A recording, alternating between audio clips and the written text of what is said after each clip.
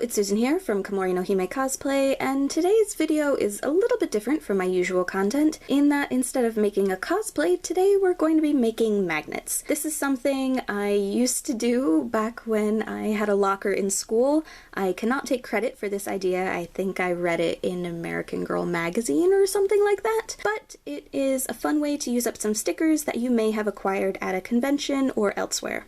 For the base stickers, I'm using these Vampire stickers that are from the Pusheen store. I got them during Black Friday just because I thought they were super cute and they were on sale, but since I couldn't decide what to stick them onto, I decided to turn them into magnets.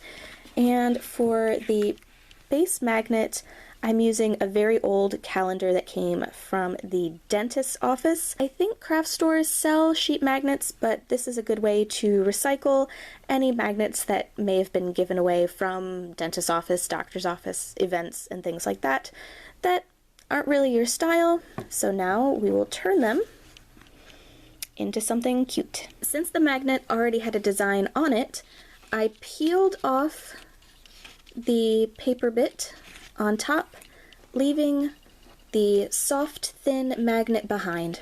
Then we're going to peel off the stickers and stick them onto the magnet base.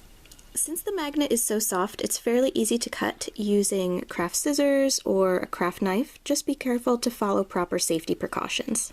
The magnet that I used may have been a little bit too old. As I was cutting out the designs, the adhesive that was used to attach the previous sticker flaked off, and on some of the smaller magnets, like this one, the sticker ended up sticking to the adhesive and not to the magnet, and it peeled off. So I attached it back on with a little bit of glue, and it seems like it worked just fine. And with that, the Pusheen magnets are done. If you'd like to see more DIY videos like this in the future, let me know in the comments below, and thank you so much for watching!